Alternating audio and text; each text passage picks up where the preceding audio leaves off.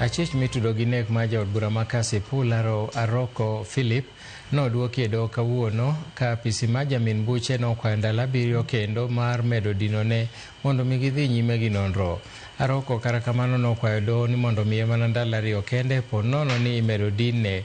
E ng'eto mare jaod bura Irene Gichoba ne ochiwo ni Aroko mondo we thuolo gomenda ching maromo siling gana 300. Kata kamano Aroko mi chik ma chiwo bok mage mag wuoth ne doho kendo ok oyiene dhi e limbe e kaunti ma Homa Bay.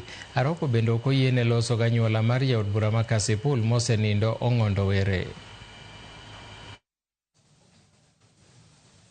The lawyer for the family, before I left here last time, confirmed that I carried myself with dignity, that I will still want to proceed with, Your Honor. They've asked for 7 days, Your Honor. I'm still willing to cede it even to 2 days or 1 day, Your Honor, then I get billed. I will take the respondent's word that he will not interfere with any witnesses because he appears well to understand what the consequence of that is.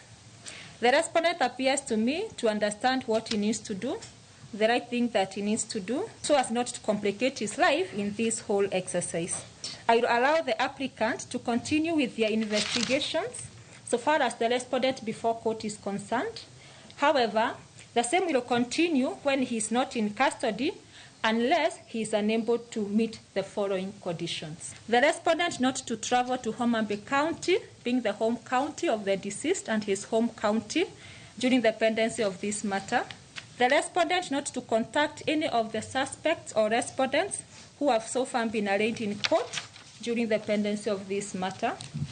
So far we have 12, including you, so the 11 remaining, don't contact any of them.